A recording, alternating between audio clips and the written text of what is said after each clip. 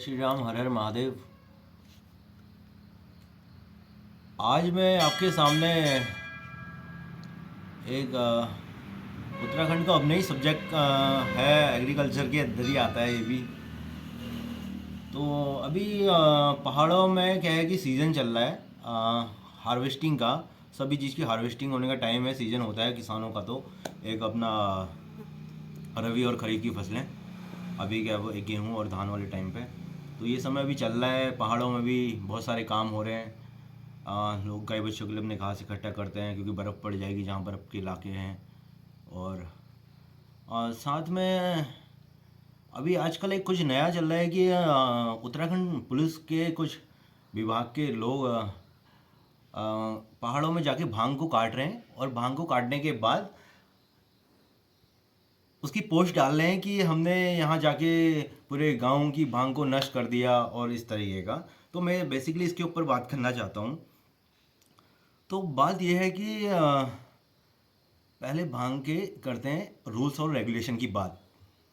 उसका औषधि और उससे क्या रिलेटेड कनेक्शन है वो बात करेंगे बाद में। अब ये बात हो रही है हेम्प की। उत्तराखंड हेम्प में नंबर 1 लीगल है, जहाँ पूरे इंडिया के अंदर सबसे पहला राज्य है उत्तराखंड जहाँ हेम्प लीगल हुई थी। हरीश रावत जी ने अपने टाइम पे करवाई थी, बहुत अच्छा विजन था उनका।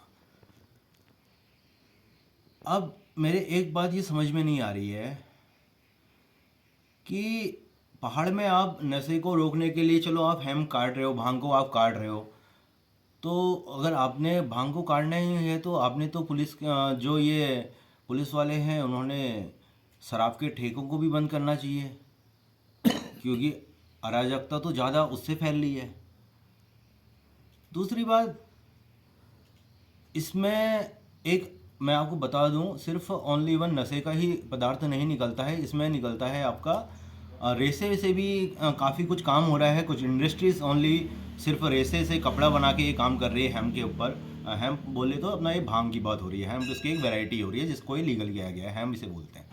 तो उसको भी बताऊंगा। तो ये क्या है कि अब कपड़ा उससे बना रहे हैं, अगर वो काट दी जाएगी तो उसका रेशा कहाँ से आएगा। दूसरा, उसकी लकड़ी से आईआईटी रुड़की में ये हो चुका है, उन्होंने पूरा कंक्रीट से 2 कपल्स ने मकान बना रखा है हेम्प का पूरा मकान।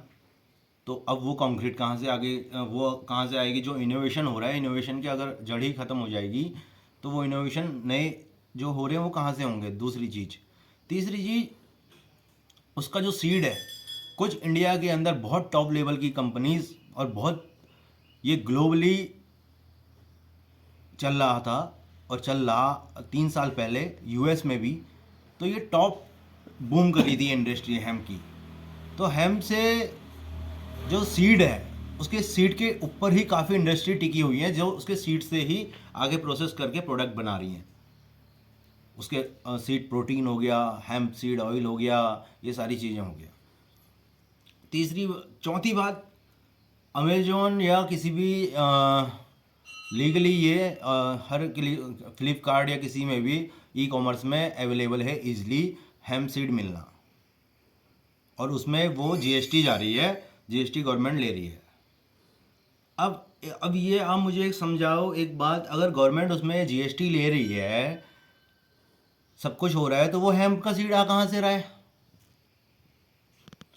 अब जो आपने लीगल कर रखा है 0.3 टीएससी, उसकी भी बात कर लेते हैं। अब आप बोलोगे जो लीगल है वो उसका है। 0.3 टीएससी जो आपने यहाँ पर लीगल कर रखा है, अब कि उसमें 0.3 टीएससी होगा और वो इंडस्ट्रियल हेम्प के नाम से। तो आप लोगों को मैं एक बात बता देना चाहता हूँ कि उसका सीड ही इंडिया में इंपोर्ट करना पॉसिबल ही नहीं है। ये एक साल की बात नहीं है, इस बात को हमारे करते हुए 3 साल हो चुके हैं। और ये इसलिए नहीं है क्योंकि नारकोटिक के अंदर ये हेम्प आता है, वो नारकोटिक से जब तक ये हटेगा नहीं वहाँ से तब तक इसे इंपोर्ट नहीं कर सकते। यूनिवर्सिटी मंगा सकती है ओनली 1 अपने ट्रायल बेसिस के लिए, और ये क्वारंटाइन वगैरह सारे कुछ होंगे, सीट जैसे प्लांट क्वारंटाइन होते हैं। तो ये सारे कुछ चीज़ें, इसमें इतनी लंबी प्रोसेस हैं, खुद गवर्नमेंट को इसकी पॉलिसियों का खुद पता नहीं है कि कैसे क्या होना है। और एक तरफ उसे बूम कर रही है, दूसरी तरफ उसमें जीएसटी ले रही है, तीसरी तरफ उसे काट रही है। तो मेरी ये समझ में नहीं आ रहा है, ये दोहरापन तिहरापन ये मतलब सिस्टम में चल क्या रहा है। मतलब ये डिपार्टमेंट के लोगों को ही सच में क्या पता ही नहीं है कि काम होना कैसे चाहिए। और ये जेनेटिकली मॉडिफाइड आप सीड कर रहे हैं, ये यूएस में कनाडा में इजीली अवेलेबल है, वहाँ बहुत बड़े लेवल पे हेम की फार्मिंग हो रही है। तो जीरो टीएससी सीड्स का मतलब हो गया जेनेटिकली मॉडिफाइड सीड। और जेनेटिकली मॉडिफाइड सीड का मतलब हम ऑलरेडी जेनेटिकली मॉडिफाइड सीड में आज के डेट में और दूसरी क्रॉपों में पूरी तरीके से घिर चुके हैं। हमारे उत्तराखंड में ही धान की इतनी वैरायटी होती थी, एक नाली यहाँ पर होती थी, उसके माप के लिए धान एक एक अगर धान रख दोगे उसमें जितने किलो धान होगा वो एक नाली भर जाती थी, उतनी देसी वैरायटियाँ हुआ करती थी। आज की डेट में आप देख लो कितनी आपके पास अपनी खुद की वैरायटियाँ हैं। आपकी खुद की वैरायटियाँ सारी गायब हो चुकी हैं और हाइब्रिड आ चुका है और सारा कॉमर्शियल हो चुका है। उसका फ़ायदा सीधे सिर्फ और कंपनियों को हुआ है। तो आज फिर से आप यही करने लगे हैं इसमें भी कि आप इसमें ये करने लगे हो कि भैया ये तो गलत है। मतलब जो भी आप कर रहे हो आप समझो ये बात को, आप जो भी कर रहे हो मेरी बात को आप समझने की कोशिश करना कि ये तो सब इसमें दोहरापन नहीं होना चाहिए। और दूसरी बात इसकी वनस्पति गुण की बात कर लें, वनस्पति गुण में औषधि पौधों में इसको राजा कहा गया है, औषधियों का राजा इसे बताया गया है। तो इसमें सीपीडी भी एक कंटेंट होता है, जो सीपीडी कंटेंट जो कैंसर्स में कुछ कैंसर लोगों के काम आता है। और सीपीडी की आप रिसर्च करोगे तो आपको पता चल जाएगी चीज़ें।